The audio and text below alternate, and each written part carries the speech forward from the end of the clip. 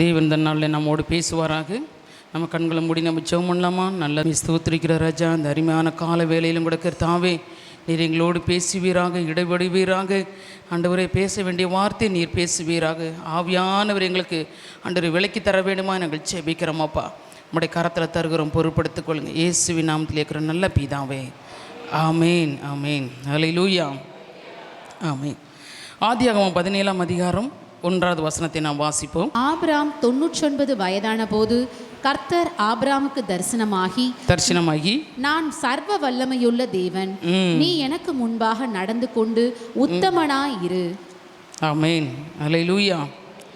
ஆண்டவர் சொல்றாரு, நான் சர்வ வல்லமையுள்ள தேவன் என்று சொல்லி ஆபிரகாமுக்கு வந்து நின்று சொல்றாரு. நான் யாரு? ஆமாம், நான் சர்வ வல்லமையுள்ள தேவன் அப்படின்னு சொல்லிட்டு ஆபிரகாமுக்கு இந்த 17ஆவது அதிகாரத்தில் 1வது வசனத்தில் ஆண்டவர் பேசுகிறாரு. நான் சர்வ வல்லமை உள்ளவர் அப்படின்னா என்னன்னா, நான் தாயை போல மார்புடையவன், அல்லேலூயா, நான் எல்சடாய் இருக்கிறவன் அப்படின்னு சொல்லி ஆண்டவர் தன்னை வெளிப்படுத்துகிறார் ஆபிரகாமுக்கு. ஏன் ஆபிரகாமுக்குள்ள ஆண்டவர் அதை வெளிப்படுத்துகிறாரு அப்படின்னு சொல்லி பார்த்தீங்கன்னா, ஆண்டவர் சொல்கிறாரு, சர்வ வல்லவர் என்று சொன்னால் எனக்குள்ளே எல்லாம் இருக்குது, எனக்குள்ளே எல்லாமே இருக்குது, எனக்குள்ளே இல்லைன்னு சொல்லுவதற்கு ஒன்றுமே இல்லை. என்கிட்ட இருந்து உங்களுக்கு ஒன்றுமே கிடைக்காது, இது செய்ய முடியாது, அது செய்ய முடியாது, எதுவுமே பண்ண முடியாது அப்படின்னு ஒன்றுமே கிடையாது. எல்லாமே என்ன இருக்குது? எனக்குள்ளே இருக்குது. அதனால் ஆண்டவர் சொல்கிறாரு, நான் சர்வ வல்லமை உள்ளவர், நான் உன்னை என்ன செய்வேன்? ஆசீர்வதிப்பேன். அப்புறம் என்ன செய்வார்? வேறு ஒருத்தர் வந்து உன்னை என்ன செய்ய மாட்டாங்க? ஆசீர்வதிக்க மாட்டாங்க. வேறு ஒரு தெய்வம் ஒன்று வராது, வேறு ஒரு ராஜாக்கள் வரமாட்டாங்க, வேறு ஒரு ஆளுகை உனக்குள்ளே வராது. நான் என்ன செய்வேன்? சர்வ வல்லமை உள்ளவராக இருந்து உனக்கு எல்லாவற்றையும் நான் செய்வேன், உன்னை ஆசீர்வதிப்பேன், நானே உன்னை நடத்துவேன், எல்லாவற்றையும் கொடுப்பேன். அல்லேலூயா. அதே ஆண்டவர் தான் இன்றைக்கி உங்களை பார்த்து என்னை பார்த்து சொல்கிறாரு, நானே எல்லாவற்றையும் என்ன செய்வேன்? உங்களுக்கு கொடுப்பேன், எல்லாவற்றிலும் உங்களை நான் என்ன செய்வேன்?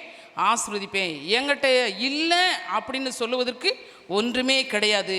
நான் எல்லாவற்றையும் கொடுத்து எல்லாவற்றையும் செய்து முடித்து உங்களை தாங்க, தப்புவிக்க, ஏந்த, சுமக்க எல்லாவற்றையும் செய்த என்னால் முடியும் அப்படிங்கிறதுக்கு அடையாளமாகத்தான் ஆண்டவர் சொல்கிறாரு, நான் சர்வ வல்லமை உள்ள தெய்வம் அப்படின்னு சொல்லி சொல்கிறாரு. ஏன் இந்த இடத்துல வந்து ஆபிரகாமுக்கு வந்து அந்த மாதிரி ஆண்டவர் சொல்லுவதற்கு காரணம் என்ன அப்படின்னு சொன்னீங்கன்னா, அதுக்கு முன்னாடி 16ஆம் அதிகாரம் 1லேருந்து 3 வரைக்கும் வாசிக்கலாமா? 16ஆம் அதிகாரம் ஆதியாகமம் 16 1லேருந்து 3 வரைக்கும் வாசிப்போமா? ஆபிராமுடைய மனைவியாகிய சாராய்க்கு பிள்ளை இல்லாதிருந்தது. எகிப்து தேசத்தாளாகிய ஆகார் என்னும் பேர் கொண்ட ஒரு அடிமை பெண் அவளுக்கு இருந்தாள்.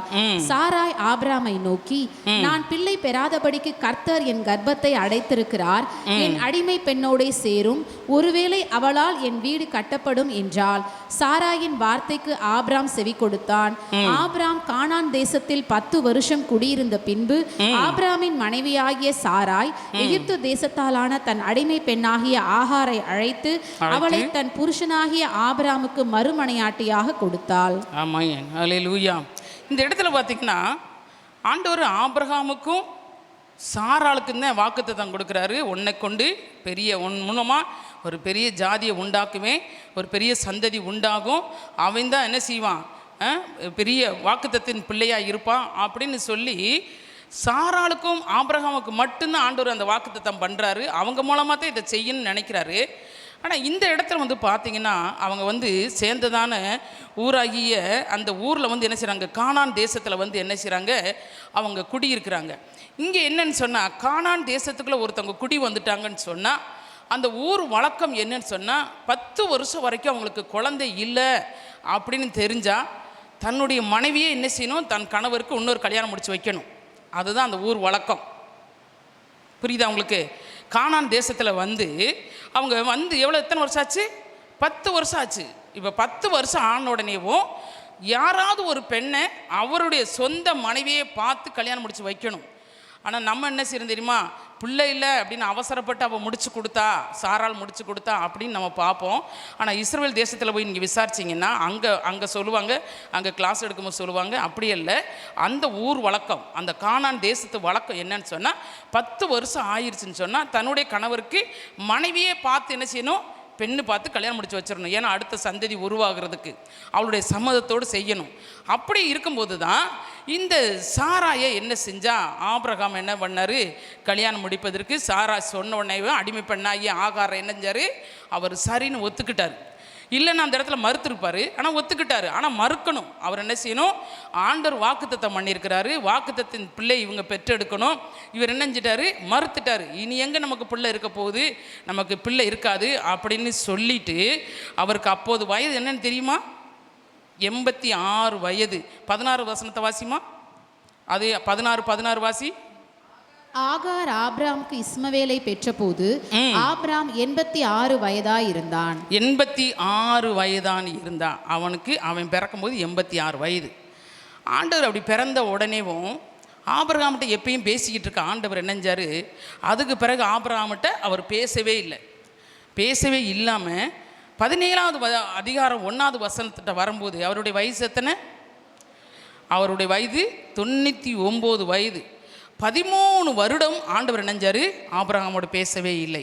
ஏன்னா அவன் என்ன பண்ணிட்டான், ஆண்டவர்கிட்ட வல்லமை இல்லை, ஆண்டவர்கிட்ட என்ன அற்புதம் செய்கிற வல்லமை இல்லை, அதிசயம் செய்கிற வல்லமை இல்லை, அவர் சொன்னதை மாற்றிட்டாரு, அவர் செய்யாமல் இருக்கிறாரு அப்படின்னு சொல்லி ஆகாரு சொன்ன சாரால் சொன்னதான ஆகாரை அவர் திருமணம் செய்து கொண்டார்.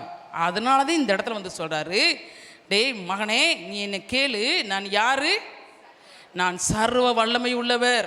அல்லேலூயா, நான் சர்வ வல்லமை உள்ளவர். அதனால தான் ஆண்டவர் இந்த இடத்துல சொல்கிறாரு, நான் சர்வ வல்லமை உள்ளவர், எனக்குள்ளே எல்லாமே இருக்குது, நான் எல்லாமே என்னால் செய்ய முடியும். உனக்கு உன் வயசை பார்த்து, உன்னுடைய திறமையை பார்த்து, உன் உடல் அமைப்பை பார்த்து, இல்லை உன் சொத்து சுகத்தை பார்த்து, உன் அழகை பார்த்து, அதை பார்த்து இதை பார்த்து நான் என்ன செய்யலை உன்னை நான் உன் சந்ததியை உருவாக்குவேன் நான் சொல்லலை. நான் சர்வ வல்லமை உள்ளவர், 100 வயசில் கூட என்ன செய்வேன், நானே குழந்தையை கொடுப்பேன் அப்படின்னு சொல்லி ஆண்டவர் உணர்த்தும்படியாகத்தான் இந்த இடத்துல வந்து ஆபிரகாமை பார்த்து சொல்கிறாரு, நான் சர்வ வல்லமை உள்ள மகன், நீ எனக்கு முன்பாக எப்படி நடக்கணும், உத்தமனாய் நடந்து கொள். அல்லேலூயா, நான் உன்ட்ட எப்படி பேசினேனோ, உன்ட்ட எப்படி நான் வாக்கு பண்ணனோ, அதே மாதிரி நீ என்ன செய்யி, உத்தமனா நீ நடந்து கொள் அப்படின்னு சொல்லிட்டு ஆண்டவர் இந்த இடத்துல என்ன செய்கிறாரு, ஆபிரகாமை பார்த்து பேசுகிறாரு, நான் சர்வ வல்லமை உள்ள தேவன் என்று சொல்லி 13 வருடங்கள் கழித்து ஆபிரகாமோடு பேசுகிறார். சரியா, அதுக்கடுத்து ஆண்டவர் சொல்கிறாரு, ஆதியாகமம் 28:3 வாசிப்போமா. ஆதியாகமம் 28:3 2வது முறையாக ஆண்டவர் பேசுகிறாரு. சர்வ வல்லமையுள்ள தேவன் உன்னை ஆசீர்வதித்து நீ பல ஜன கூட்டமாகும்படி உன்னை பழுகவும் பெருகவும் பண்ணி. ஆமேன். பார்த்தீங்கன்னா இங்கே 2வது முறையாக ஆண்டவர் நான் சர்வ வல்லமை உள்ளவர் என்பதை வெளிப்படுத்துகிறார், தரிசனமாக்குறார். எங்கே யார்கிட்ட பார்க்குறாருன்னா, ஈசாக்கு, இதே ஈசாக்கு ஆபிரகாமுடைய மகன் ஈசாக்கு யாக்கோபை பார்த்து என்ன செய்கிறாரு, சொல்கிறார், இந்த வார்த்தையை சொல்கிறாரு, அவர் யார், அவர் சர்வ வல்லமையுள்ள தேவன். ஆபிரகாமுடைய பேரனுக்கு சொல்கிறார். சரியா, நான் யார், சர்வ வல்லமை உள்ள தேவன் அப்படின்னு சொல்லி சொல்கிறார். ஏன் அந்த மாதிரி சொன்னார் அப்படின்னு சொல்லி பார்த்தீங்கன்னா 28:4-5 வாசிமா. தேவன் ஆபிரகாமுக்கு கொடுத்ததும்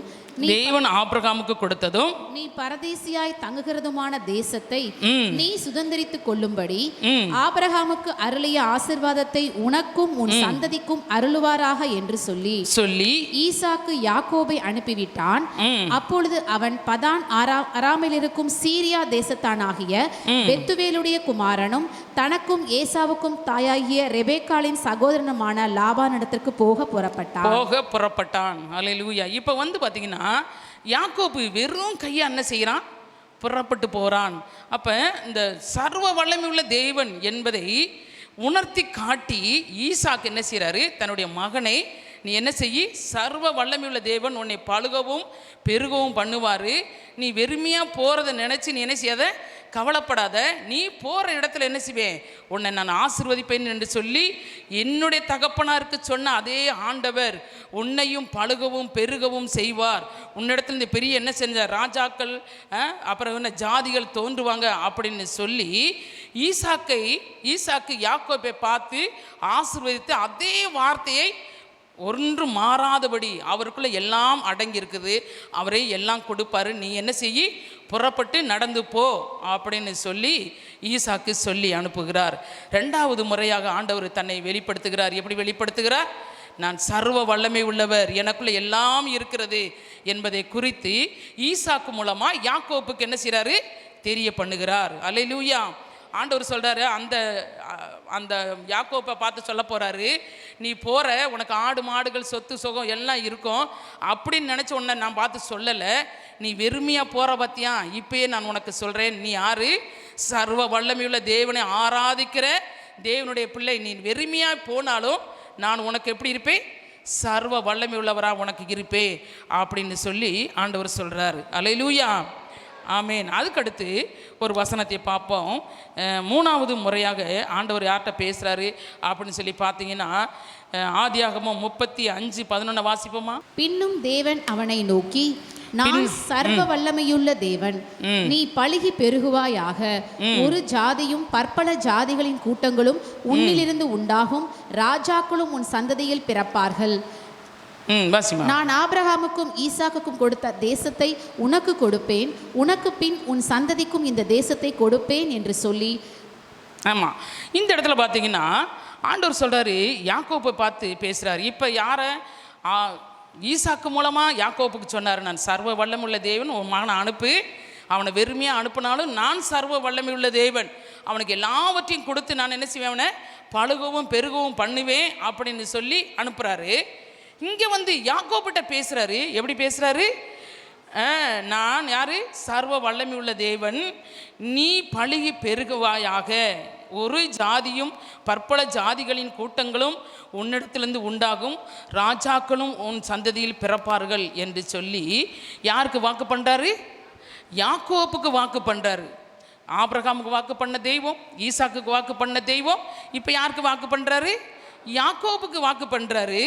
அப்போ சொல்லிட்டு சொல்கிறாரு, உன்னிடத்துலேருந்து என்ன பிறக்கும், ராஜாக்கள் பிறப்பார்கள், உன்னிடத்துலேருந்து என்ன சொல்ல, பற்பல ஜாதிகளும் உண்டாகும் அப்படின்னு சொல்லி யாக்கோப்பிட்ட உட்கார்ந்து ஆண்டவர் பேசுகிறார்.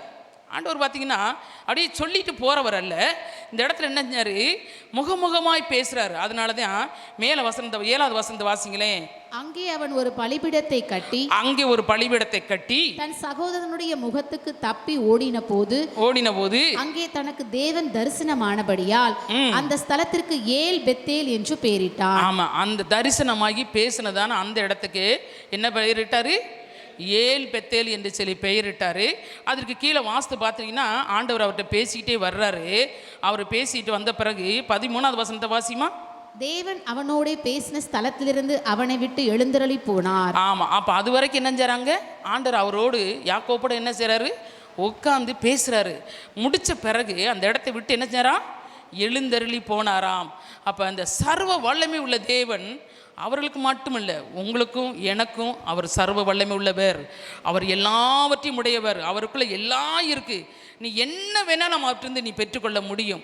அதைத்தான் இந்த இடத்துல சொல்கிறாரு, நான் சர்வ வல்லமை உள்ள தேவன், உன்னை வெறுமையாய் நடத்தி கொண்டு வரும்போது, நீ வெறுமையாய் வரும்போது, உனக்கு தரிசனம் பார்த்த இடத்துல உன்னோடு பேசின போது நீ வெறுமையாக இருந்த, அப்பையும் உனக்கு நான் சர்வ வல்லமை உள்ளவராக இருந்தேன், இப்பொழுது நான் என்ன செய்வேன், நோக்கி சர்வ வல்லமை உள்ளவராக இருப்பேன் என்று சொல்லி ஆண்டவர் இந்த இடத்துல என்ன செய்கிறாரு, வாக்கு பண்ணுறார். தன்னோடு பேசின தேவன், தன்னோடு பேசின அந்த ஸ்தலத்திற்கு யாக்கோபு பெத்தேல் என்று பெயரிட்டான். 15வது வசனத்தை வாசிமா. தேவன் தன்னோடு பேசின அந்த ஸ்தலத்திற்கு யாக்கோபு பெத்தேல் என்று பெயரிட்டான். பெத்தேல் என்று பெயரிட்டான். ஏல் பெத்தேல்ங்கிறது தரிசனம் பார்த்த இடம். ஆண்டவர் பேசினதான இடத்துக்கு பேர் என்ன பேர்? ஏல் பெத்தேல். ஆண்டவரோட யாக்கோபு சண்டை போட்டு போராடி ஆசீர்வாதத்தை பெற்றுக்கொள்கிற இடத்துக்கு பேர் என்ன பேர்? பெனியேல் என்று பெயர். முகமுகமாய் ஆண்டவரை பார்த்தேன் அப்படின்னு சொல்லிட்டு பெனியேல் என்று சொல்லி பெயரிட்டிருப்பார். அல்லேலூயா. அப்படியாக ஆண்டவர் தன்னை சர்வ வல்லமை உள்ளவராய் ஆண்டவர் காட்டிக்கொண்டே வருகிறார். 4வது முறையாக ஆண்டவர் ஒருத்தர்கிட்ட பேசுகிறாரு. ஆதியாகமம் 43:10-14 வரைக்கும் வாசிப்போமா. நாங்கள் தாமதியாதிருந்தோமானால் இதற்குள்ளே 2வது தரம் போய் திரும்பி வந்திருப்போமே என்றான். அதற்கு அவர்கள் தகப்பனாகிய இஸ்ரவேல், அப்படியானால் ஒன்று செய்யுங்கள், இந்த தேசத்தின் உச்சிதமான வஸ்துக்களில் கொஞ்சம் பிசின் தைலமும் கொஞ்சம் தேனும் கந்த வர்க்கங்களும் வெள்ளை போலமும் தெரபிந்து கொட்டைகளும் பாதமை கொட்டைகளும் உங்கள் சாக்குகளில் போட்டு அந்த மனிதனுக்கு காணிக்கையாக கொண்டு போய் கொடுங்கள். பணத்தை இரட்டிப்பாய் உங்கள் கைகளில் கொண்டு போங்கள். சாக்குகளின் வாயிலே திரும்ப கொண்டு வந்த பணத்தையும் கொண்டு போங்கள். அது கைப்பிசகாய் வந்திருக்கும். உங்கள் சகோதரனையும் கூட்டிக் கொண்டு அந்த மனிதனுக்கு மறுபடியும் போங்கள். அந்த மனிதன் அங்கிருக்கிற உங்கள் மற்ற சகோதரனையும் பென்யமீனையும் உங்களுடனே அனுப்பிவிடும்படிக்கு சர்வ வல்லமையுள்ள தேவன் அவன் சமூகத்தில் உங்களுக்கு இரக்கம் கிடைக்க பண்ணுவாராக. இந்த இடத்துல பார்த்தீங்கன்னா உங்களுக்கு இது ஒரு கதை உங்களுக்கு தெரியும். யாக்கோப்பனுடைய மகன் யோசேப்பை என்ன செஞ்சாங்க, எகிப்து தேசத்தில் பிடிச்சிட்டு போயிட்டாங்க. அங்கே போய் அவர் இருக்கிறாரு. அவருக்கு கொடுத்ததான தரிசனத்தை நிறைவேற்றுவதற்காக ஆண்டவர் என்ன செய்கிறாரு, அந்த மகனை ஏற்கனவே எங்கே கொண்டு போயிட்டாரு, எகிப்துக்கு கொண்டு போயிட்டாரு. இப்போ ஊரில் பயங்கர பஞ்சம் வந்துருச்சு, கொடிய பஞ்சம் உண்டாகிருட்டுச்சு. அப்போ பஞ்சம் உண்டாகின உடனே என்னஞ்சாங்க, யாக்கோப்பு சொல்கிறாரு, எப்போ பக்கத்தில் ஊரில் போய் என்ன செய்யுங்க, எகிப்தில் போய் என்ன செய்யுங்க, நமக்கு ஆகாரம் வாங்கி கொண்டு வாங்க அப்படின்னு சொல்லிட்டு தன்னுடைய பிள்ளைகள் எல்லாரும் அனுப்புகிறாரு. யார், ரூபன், சிமியோன், லேவி, யூதா எல்லாத்தையும் என்ன செய்கிறாரு, அனுப்பி வைக்கிறாரு. முதல் தடவை போயிட்டு வரும்போது என்ன செய்கிறாங்க, பார்த்துட்டாரு யோசேப்பு, இவரெல்லாம் நம்மளுடைய சகோதரர்கள் அப்படின்னு சொல்லி தெரிஞ்சுக்கிட்டு வந்த பணத்தை திருப்பி என்ன செஞ்சிட்டாங்க, சாக்கிலே வச்சு அனுப்பி விட்டுட்டாங்க. சரியா, அனுப்பி விட்டுட்டு சொல்கிறாங்க, வீட்டுக்கு வந்துட்டு என்ன சொல்கிறாங்க, இந்த பணத்தை இதிலே வச்சு அனுப்பிட்டாங்களேன்னு சொல்லிட்டு, ஆனால் அவர் வேணுமனே வச்சு அனுப்புனார். இவங்களை பிடிச்சி வைக்கணும் அப்படிங்கிறதுக்காக என்ன பண்ணார், கொஞ்சம் தூரம் போனோன்னே அவங்கள என்ன செஞ்சார், கூப்பிட்டு என்ன எங்கள் பணத்தில் எடுத்துகிட்டு போயிட்டீங்களா அப்படின்னு கேட்குறாரு. 2வது முறை என்ன செஞ்சாங்க, வெள்ளி பாத்திரத்தை வச்சு விட்டுறாங்க, அவருடைய தம்பியினுடைய யோசேப்பினுடைய பாத்திரத்தை வச்சு விட்டுறாங்க. இப்படி பல முறை அவங்கள என்ன சோதிச்சு இப்போ என்ன பண்ணுறாங்க, அங்கே போய் உன் தம்பியை நீ கூட்டிக் கொண்டு வரணும் அப்படின்னு சொல்லிட்டு என்ன செய்கிறாங்க, சொல்லி அனுப்புகிறாங்க. அந்த சகோதரர்கிட்ட சொல்லி அனுப்புகிறாங்க.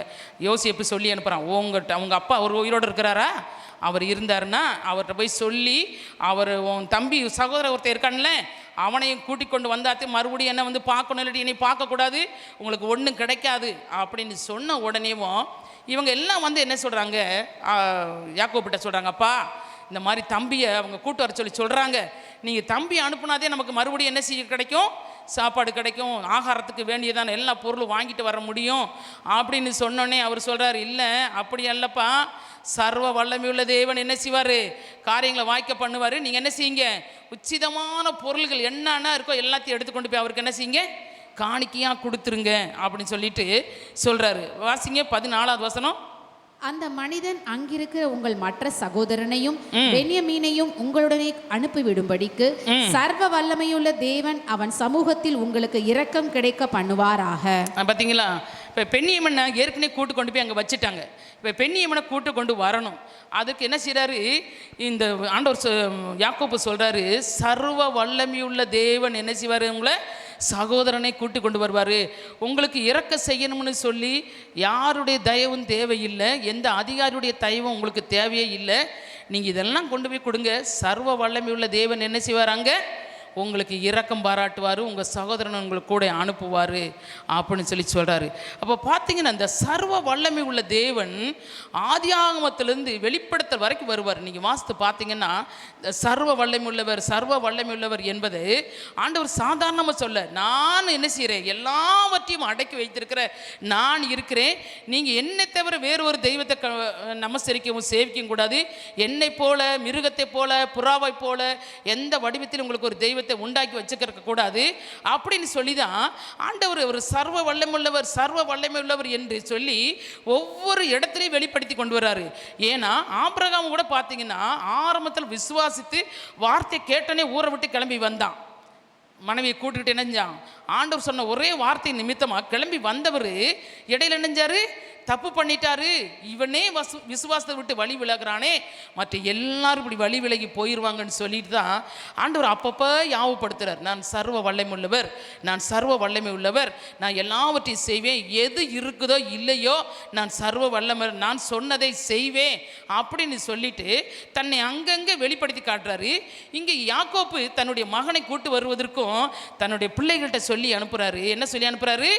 நான் சர்வ வல்லமை உள்ள தேவன், நாம் சர்வ வல்லமை உள்ள தேவன் அந்த அதிகாரி கண்ணில் தயவு கிடைக்க பண்ணுவார், நீங்கள் போங்க எல்லாத்தையும் கொண்டு கொடுத்துட்டு கூட்டி கொண்டு வாங்க அப்படின்னு சொல்லிட்டு அங்கே சொல்கிறாரு. சரியா?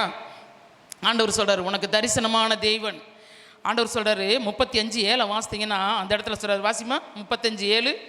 அங்கே அவன் ஒரு பலிபீடத்தை கட்டி தன் சகோதரனுடைய முகத்துக்கு தப்பி ஓடின போது அங்கே எனக்கு தேவன் தரிசனமானபடியால் அந்த ஸ்தலத்திற்கு ஏல் பெத்தேல் என்று பெயரிட்டார். ஆமா, அப்படி ஒவ்வொரு இடத்துலையும் தப்பிக்க செய்கிறார் ஆண்டவர். அங்கே சகோதரனுக்கு தப்பிச்சு ஓடுறாரு. அப்போ அங்கே ஒரு பலிபீடத்தை கட்டுறாரு. அதுக்கு பிறகு பார்த்தீங்கன்னா ஆண்டவர் பெயர் வைக்கிறார். 35:10 என்ன செய்கிறாரு? இஸ்ரவேல் என்று பெயரிடுறாரு. அதுக்கு பிறகு என்ன செய்கிறார் ஆண்டவர்? 35:11 அவரோடு பேசிட்டு எழுந்து போகிறாரு.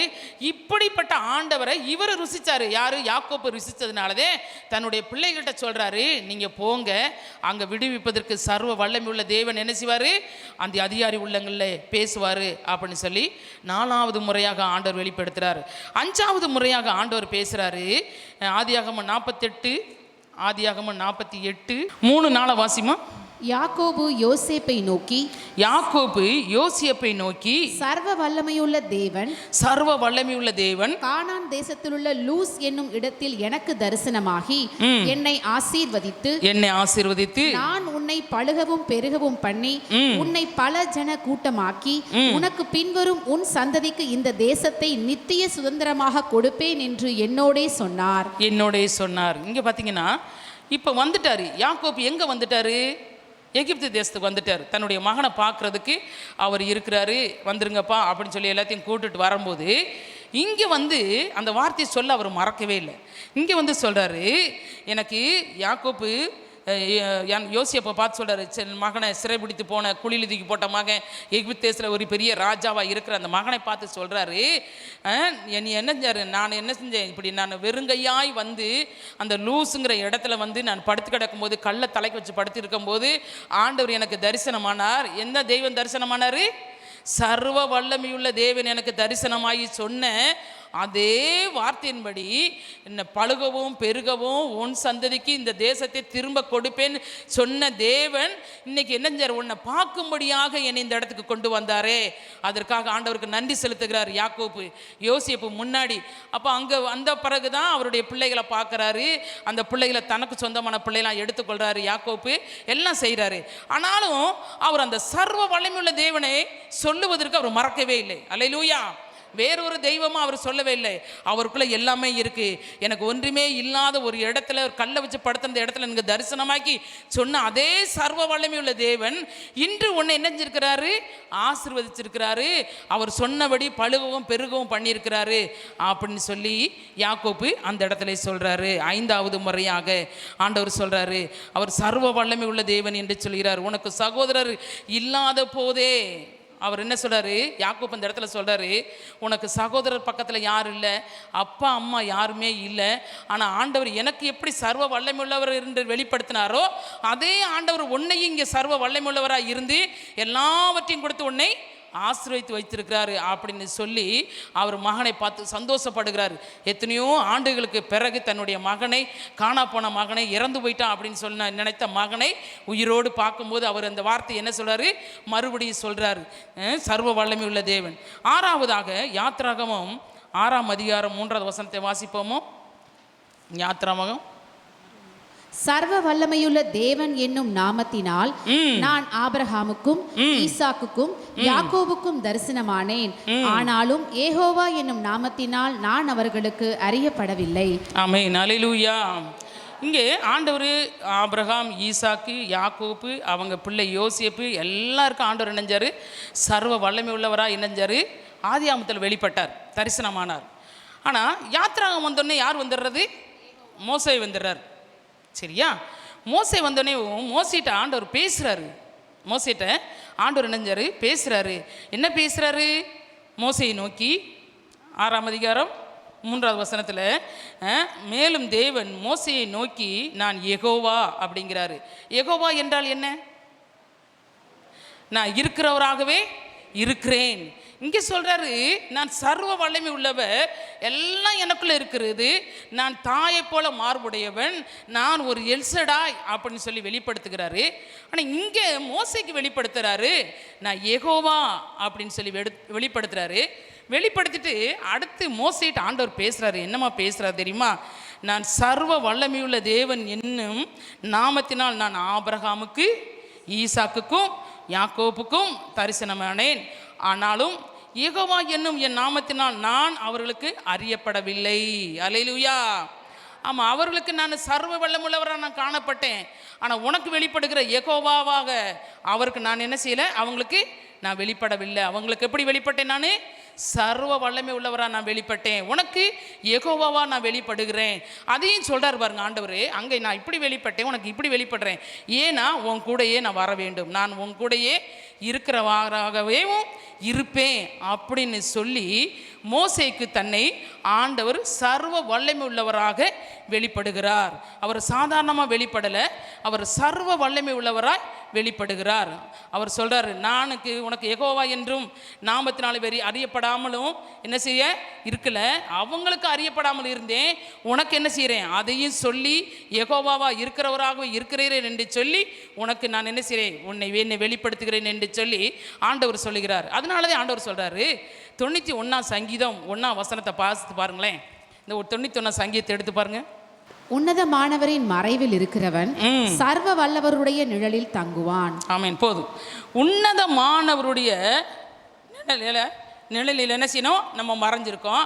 அவர் எப்படிப்பட்டவரா? ஆமாம், அவர் சர்வ வல்லவருடைய நிழலில் தங்குவான். இங்கே இந்த சங்கீதத்தை நீங்கள் வாசித்தீங்கன்னா, ஏற்கனவே நான் சகோதரிமார் கூட்டத்தில் நான் பேசியிருக்கிறேன், மறுபடியும் சொல்கிறேன். இந்த 91ஆம் சங்கீதம் மிகவும் முக்கியமான ஒரு சங்கீதம். இந்த சங்கீதத்தில் பார்த்தீங்கன்னா, தாவீது என்ன செய்கிறாரு? தன்னுடைய மகன் சாலமோன்னு ஆட்சியில் உட்கார வைக்க போகிறார், அமர பண்ண போகிறார். அடுத்த இதுக்கு ஆட்சியில் உட்காரணும். சாலமோன் என்ன செய்யணும்? உட்காரணும். இப்போ தாவீதுக்கு ரொம்ப வயசாயிருச்சு, ரொம்ப வயசெண்ட காலத்தில் இருக்கிறாரு. ஆனால் அவருக்கு பிள்ளைகள் நிறைய உண்டு, சரியா? ஆனாலும் தாவீது சாலமோன் மேலே மிகுந்த ஒரு பாசம், ஒரு அன்பு வச்சுருந்தார். ஏன்னா அவர் அடுத்த ஆட்சிக்கு வர்றதை ஆண்டவர் நினைஞ்சார், ஏற்கனவே அவர்கிட்ட பேசிட்டார். அடுத்து சிங்காசனத்தில் உட்கார்றது யாரு? நல்லா வாய் திறந்து பேசுங்களேன். சாலமோன் தான் உட்காரணும். அப்போ அதனால ஆண்டவர் சொன்னதுனால தாவீது சாலமோன் மேலே மிகுந்த அன்புள்ளவனாய் பாசம் உள்ளவனாய் இருந்தா. அதே மாதிரி பார்த்தீங்கன்னா, இவருக்கு வயசாயிருச்சு, கண் பார்வை குறுகிருச்சு. அடுத்து மகன் ஆட்சியில் உட்காரனா இவர் பார்க்கல, ஏன்னா இவருக்கு அடுத்தது அவர் வரணும். அப்போ பார்த்தீங்கன்னா இந்த இடத்துல சொல்கிறாரு, மகனை பார்த்து ரொம்ப கஷ்டப்பட்டு ததும்பின இதயத்தோடு உதடோடு ஆண்டவர் தாவீது பேசுகிறாரு. என்ன பேசுகிறாரு? மகனே, உன்னதமானவர் இருக்கிறாரு, அவருடைய மறைவில் நேசனும் இருக்கணும். அவர் யாரு? அவர் சர்வ வல்லமை உள்ளவர். அல்லேலூயா. ஆமாம், ஆதியாகமத்தில் சொல்லப்பட்ட அதே சர்வ வல்லமை உள்ள தெய்வன் என்ன செய்கிறாரு? உனக்கு இருக்கிறாரு, நீ என்ன செய்யக்கூடாது? அவரை விட்டுறாத அப்படின்னு. அவர் உனக்கு நிழலாக இருப்பார், அவர் உனக்கு சர்வ வல்லவராக இருப்பார் அப்படின்னு சொல்லிட்டு தாவீது சாலமோனுக்கு சொல்கிறாரு. அப்போ சாலமோன் உடனே சொல்கிறாரு, அப்படி இல்லைப்பா, நான் கர்த்தரை நோக்கி, நீர் என் அடைக்கலம், என் கோட்டை, என் தேவன், நான் நம்பி இருக்கிறவர் என்று சொல்லுவேன்ப்பா அப்படின்னு சாலமோன் சொல்கிறான். சொன்ன உடனே அவர் என்ன செய்கிறாரு? 3வது வசனத்திலிருந்து 13வது வசனம் வரைக்கும் இதெல்லாம் அப்படி சொன்ன அடுத்த செகண்ட் அவருக்கு ஒரே சந்தோஷமாயிருச்சு. அவர் சந்தோஷமான உடனே அவர் சொல்கிறார், வாசிமா அந்த வசனத்தை, எல்லாரும் அந்த வசனத்தை எடுத்து பாருங்க, அவர் என்னென்ன சொல்கிறாருன்னு. அவர் உன்னை வேடனுடைய கண்ணிக்கு என்ன செய்வார்? தப்பு வைப்பாரு. பாழாக்கும் கொள்ளை நோய்க்கும் தப்பு வைப்பார். ஆமா, பாழாக்கும் கொள்ளை நோய்க்கு உன்னை தப்பு வச்சுறாரு. அவர் தமது சிறகுகளாலே உன்னை மூடுவார். அவருடைய சிறகுகளாலே உன்னை மூடுவாரு. அவர் செட்டைகளின் கீழே அடைக்கலம் புகுவாய். அவருடைய செட்டைகளின் கீழே நீ அடைக்கலம் புகுந்து கொள்ளு. அவருடைய சத்தியம் உனக்கு பரிசையும் கேடகமும். ஆமா, அவருடைய சத்தியம் மாத்திரம் தான் உனக்கு பரிசையும் கேடகமா இருக்கணும். யுத்தத்துக்கு பண்ணாலும் இரவில் உண்டாகும் பயங்கரத்துக்கும் இரவில் உண்டாகும் பயங்கரத்திற்கும் பகலில் பறக்கும் அம்புக்கும். ஆமா, பகல்லையும் இரவுலையும் 2 நேரத்துலையுமே நமக்கு ஆபத்து இருக்குது. அதனாலதான் ஆண்டவர் சொல்றாரு, பகலில் பறக்கும் அம்புக்கும் இருளில் நடமாடும் கொள்ளை நோய்க்கும் மத்தியானத்தில் பாழாக்கும் சங்காரத்துக்கும் பயப்படாதிருப்பாய். ஆமா, மத்தியானத்தில் பாழாக்கும் சங்காரத்திற்கும் பயப்படாதிருப்பாய். உன் பக்கத்தில் 1000 பேரும், ஆமா, உன் பக்கத்துல 1000 பேரும், உன் வலதுபுறத்தில் 10000 பேரும் விழுந்தாலும் அது உன்னை அணுகாது. ஆமா, உன் பக்கத்துல 10000 பேர் விழுந்தால் என்ன செய்யாது? அது உன்னை அணுகாது. உன் கண்களால் மாத்திரம் நீ அதை பார்த்து துன்மார்க்கருக்கு வரும் பலனை காண்பாய். ஆமா, நீ கண்களா மாத்திரமே நீ பாப்ப. அந்த துன்மார்க்கருக்கு வர்றதான அந்த ஆபத்தெல்லாம் என்ன செய்வ? நீ பாப்ப. எனக்கு அடைக்கலமாயிருக்கிற உன்னதமான கர்த்தரை உனக்கு தாபாரமாக கொண்டாய். எனக்கு அடைக்கலமாய் இருந்தாரே அந்த கர்த்தரை நீ என்ன செஞ்சிட்ட? உனக்கு தாபரமாக நீ கொண்டுட்ட. ஆகையால் உனக்கு என்ன செய்ய? பொல்லாப்பு உனக்கு நேரிடாது. வாதை உன் கூடாரத்தை அணுகாது. வாதை உன் கூடாரத்தை அணுகாது. உன் வழிகளெல்லாம் உன்னை காக்கும்படி உனக்காக தம்முடைய தூதர்களுக்கு கட்டளையிடுவார். உன்னை காக்கும்படியாக என்ன செய்வாரு? அவர் என்ன செய்வார்? அவர் தூதர்களுக்கு என்ன செய்வாரு? கட்டளையிடுவாரு. உன் பாதம் கல்லில் இடராதபடிக்கு அவர்கள் உன்னை தங்கள் கைகளில் அவங்க கரங்களில் ஏந்தி கொண்டு போவா. யார்கிட்ட இருந்தா? சர்வ வல்லவர்கிட்ட இருந்தீனா. வாசிமா. சிங்கத்தின் மேலும் விரியன் பாம்பின் மேலும் நீ நடந்து சிங்கத்தையும் வலு சர்ப்பத்தையும் மிதித்து போடுவா. இதெல்லாம் யார் சொல்றது? தாவீது தன்னுடைய மகனை பார்த்து இத்தனை வசனத்தையும் சொல்றாரு. அவர் தான் எனக்கு ஆண்டவர், அவர் தான் எனக்கு கோட்டை, அவர் தான் எனக்கு அடைக்கலம், அவர் தான் எனக்கு பலனு அப்படின்னு அவங்க அப்பாட்ட சொன்ன உடனேவும் என்ன செய்றாரு? தாவீது இத்தனை வசனத்தையும் சொல்றாரு. இத்தனை காரியத்திலும் ஆண்டவர் நினைச்சுவார், உனக்கு துணையாய் நிற்பாரு அப்படின்னு அவருடைய இருதயத்தினுடைய புலம்பல், அவருடைய ஏக்கங்கள் எல்லாவற்றையும் என்ன செய்யறாரு? இந்த இடத்துல சொல்றாரு.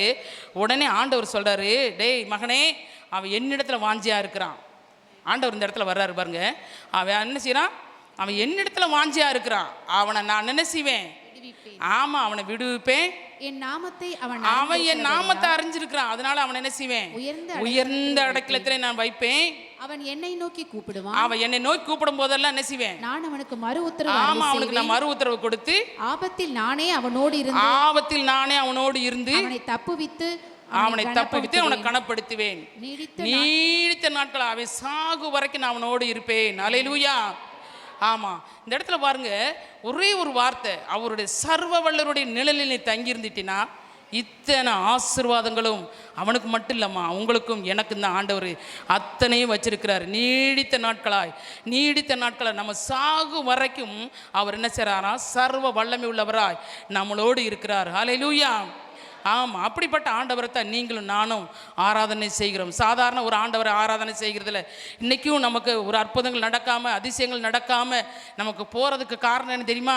அவரை சர்வ வல்லமையுள்ளவராக நம்ம நினைக்கிறதில்ல, அவரை ஒரு யெகோவாவாக நம்ம நினைக்கிறதில்ல.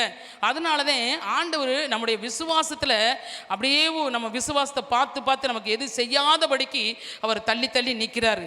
இதே ஆபிரகாமை பார்த்து சொன்ன தெய்வம் தான் உன்னையும் என்னையும் பார்த்து சொல்கிறாரு, நான் சர்வ வல்லமை உள்ளவர், உனக்கு ஒன்றுமே இல்லை கூட நீ எல்லாம் வச்சிருக்க, அதனால நான் சர்வ வல்லமை உனக்கு வெளிப்படுத்தல. ஒன்றுமே இல்லாம ஊர்ல விட்டு நீயும் மனைவியும் புறப்பட்டு வா என்று சொல்லும் போதே நான் நினைச்சேன் உனக்கு சர்வ வல்லமை உள்ளவராக இருந்து உன்னை பழுகவும் பெருகவும் பண்ணுவேன் என்று சொன்ன ஆண்டவர்தே 17ஆம் அதிகாரம் 1வது வசனத்துல சொல்றாரு, நான் சர்வ வல்லமை உள்ள தேவன், எனக்கு முன்பாக நீ என்ன செய்ய? உத்தமனா நீ நடந்து கொள்ளு, அப்ப நான் என்ன செய்வேன்? உனக்கு சர்வ வல்லவராக இருப்பேன் அப்படின்னு சொல்லிட்டு அவன் செஞ்ச தப்பிதங்களை சொல்லி காட்டி ஆண்டவர் வெளிப்படுத்துகிறார். இந்த இடத்துல கூட பார்த்தீங்கன்னா அப்படித்தான் தாவீது தன்னுடைய மகனை பார்த்து சொல்லும்போது, அவர் சர்வ வல்லமை உள்ளவர், அவருக்குள்ள எல்லாம் இருக்குது, அவரை மாத்திரம் நீ பிடித்து கொண்டேன்னா உனக்கு எல்லாமே கிடைக்கும் அப்படின்னு சொல்லிட்டு சொல்றாரு. அதே எசேக்கியேல் 10:5 வாசிப்போமா? கேருபீன்களுடைய செட்டைகளின் இரைச்சல் சர்வத்துக்கும் வல்ல தேவன் பேசுகையில் உண்டாகும் சத்தம் போல வெளிப்பிரகாரம் மட்டும் கேட்கப்பட்டது. ஆமா, இங்க பாத்தீங்கன்னா துதிக்கிறதான அந்த கேருபீன்கள் ஆலயத்துக்குள்ள துதிக்கிறதான அந்த சத்தம் என்ன மாதிரி கேக்குதா? சர்வ வல்லருடைய சத்தத்தை போல. அல்லேலூயா. அங்கே சொல்லப்பட்டிருக்கிறது எசேக்கியேலில் பார்த்தீங்கன்னா, அங்கே அவங்க துதிக்கிற துதி, அந்த கேராபீன்களும் சேராபீன்களும் ஆண்டவரை துதிக்கிற துதி, அதனுடைய சத்தம் எப்படி கேட்குது? வேறு ஒரு இதை சொல்லாமல் என்ன மாதிரி வார்த்தையை சொல்லுது அந்த சத்தம்? ஆமா, சர்வத்திற்கும் எல்லாத்துக்கும் தேவனாக இருக்கிற சர்வ வல்லமையுள்ள தேவனுடைய சத்தத்தை போல இருக்குதுன்னு சொல்லி வெளிப்பிரகாரங்களில் இருக்கிற எல்லாருக்கும் அந்த சத்தம் கேட்குதான். இன்னைக்கு நம்ம துதிக்கிற துதி அப்படி கேட்குதா? வெளியே நம்ம துதிக்கிற துதி, ஆண்டவரை துதிக்கிறாங்க இவங்க அப்படின்னு சொல்லிட்டு நீங்கள் துதிக்கும் போது உங்களுடைய பிரச்சனை வெளியே போகுதா? நம்ம அப்படி துதிக்கிறோமா? நம்ம எத்தனை பேர் கண்ணை மூடி துதிக்கும் போது வேடிக்கை பார்க்குறோம் தெரியுமா? எத்தனை பேர் கரங்களை தட்டுறதில்ல தெரியுமா? எத்தனை பேர் ஆண்டவர் பாட்டை பாடும்போது வாயை திறந்து பாடுகிறதில்லன்னு தெரியுமா? அப்படி பண்ணும்போது அந்த சர்வ வல்லவருடைய அந்த அபிஷேகத்தை நம்ம பெற்றுக்கொள்ள முடியாது. சர்வ வல்லவரை துதிக்கிறவர் நீங்கள், வானம் எனக்கு சிங்காசனம் பூமி எனக்கு பாதப்படின்னு சொன்ன அந்த ஆண்டவரை தொழுது கொள்கிற நீங்களும் நானும் ஆண்டவருக்கு முன்னாடி அந்த பயத்தோடு நடுக்கத்தோடு நம்ம செய்கிறோமா? தேவ தூதர்கள் கேராபீன்களும் சேராபீன்களும் துதிக்கிறதான இடம், அந்த துதிக்கிறதான இடத்துல வருகிற சத்தம் எப்படி வருகுதான்? சர்வ வல்லமையினுடைய சத்தத்தை போல தொனிக்குதான். அது அங்கே மட்டும் கேட்கல, வெளிப்பிரகாரங்களில் எல்லாரும் கேட்கும்படியான சத்தமாக இந்த சத்தம் இருக்குதான். அப்போ சர்வ வல்லமையுள்ள தேவனை ஆராதிக்கிற நீங்களும் நானும் எப்படி தொழுது கொள்கிறோம் என்பதை குறித்து நம்ம யோசிக்க வேண்டியவர்களாக இருக்கிறோம். நம்ம யோசித்து சர்வ வல்லவருக்கு முன்பாக நிற்கும் போது, பயத்தோடு நடக்கும்போது நிற்கும் போது தேவனுடைய பிரசன்னத்தினால் நம்ம அவரை துதிக்க முடியும். அல்லேலூயா. அதோடு ஆண்டவர் விட்டு விடலை. ஆண்டவர் சொல்கிறாரு, 7வது முறையாக ஆண்டவர் வெளிப்படுகிறாரு. மத்தேயு 26:64 வாசிப்போமா? மத்தேயு. அதற்கு இயேசு, நீ சொன்னபடிதான் அன்றியும் மனுஷகுமாரன் சர்வ வல்லவருடைய வலது பாரசத்தில் வீற்றிருப்பதையும் வானத்தின் மேகங்கள் மேல் வருவதையும் இது முதல் காண்பீர்கள் என்று உங்களுக்கு சொல்லுகிறேன் என்றார். ஆமென். அல்லேலூயா. இங்கே பார்த்தீங்கன்னா இயேசு என்ன செஞ்சாங்க? கட்டி இழுத்து கொண்டு போகிறாங்க. இழுத்து கொண்டு போகும்போது அப்போ அவர்கிட்ட போய் அண்ணா காய்பாபா ஆசாரியர்கள் லேவியர்கள் அவங்களாம் இருக்கிறதான இடத்துல கொண்டு போய் விட்ட போது அவர் என்ன செய்கிறாங்க? அடிக்கிறாங்க, கொட்டுறாங்க, காரி துப்புறாங்க, எல்லாம் செய்கிறாங்க. நீ கிறிஸ்து தானா அப்படின்லாம் சொல்லி கேட்குறாங்க. அப்போ அவர் சொல்கிறாரு, ஆமாம், நீங்கள் சொல்கிறபடி நான் யார்? அவர் தான். இது முதல் நான் செய்வேன், இன்றையிலிருந்து நான் செய்வேன், தேவனுடைய வலது பாரசத்தில் சர்வ வல்லவருடைய வலது பாரசத்தில் நான் என்ன செய்வேன்? வீற்றிருப்பேன். அங்கே பிதாவின் வலது பாரசத்தில் வீற்றிருப்பேன் அப்படின்னு சொல்லலை. இங்கே சொல்கிறாரு, யாருடைய வலது பாரசத்தில் வீற்றிருப்பாரா? சர்வ வல்லவருடைய வலது பாரசத்தில் நான் என்ன செய்வேன்? வீற்றிருப்பேன் அப்படின்னு சொல்கிறாரு. லூக்கா 22:69 வாசிங்க. லூக்கா 22:69 வாசிமா. இது முதல் மனுஷகுமாரன் சர்வ வல்லமையுள்ள தேவனுடைய வலது பாரசத்தில் வீற்றிருப்பார் என்றார். பார்த்தீங்களா? இங்கேயும் சொல்கிறார் பாருங்க. அந்த காய்பா அவங்க அந்த ஆசாரிய லேவியர் அவங்க இடத்துலாம் கொண்டு போகும்போது அங்கேயும் இதே வார்த்தையும் சொல்கிறாரு, நான் யாருடைய இதில் வீட்டில் இருப்பேன்?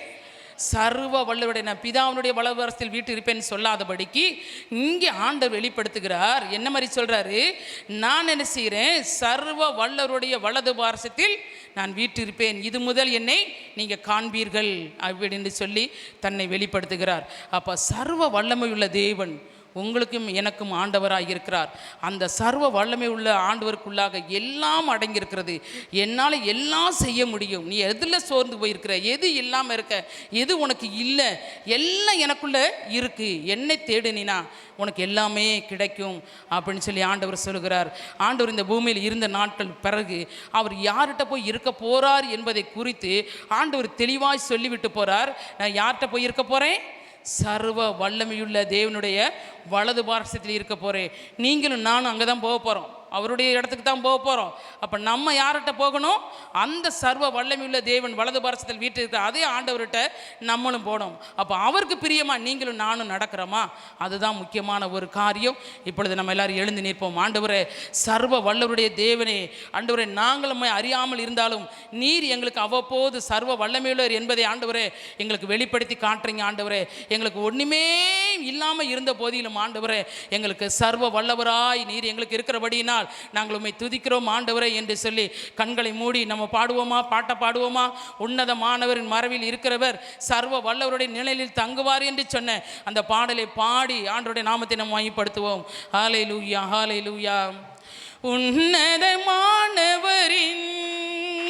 உயர் மறைவில் இருக்கிறவர் சர்வ வல்லவரின் நிழலில் தங்குவார், இது பரமசிலாக்கியமே.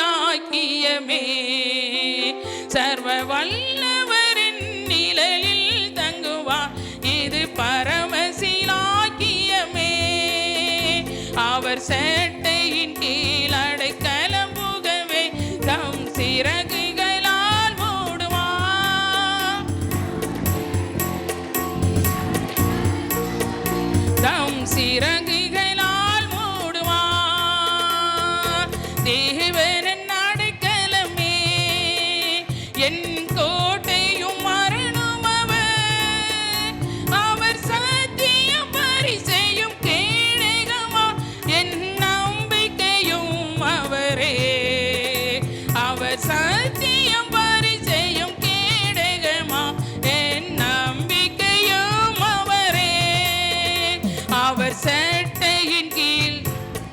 நல்ல சத்தத்தை வைத்து பாடுவோமா?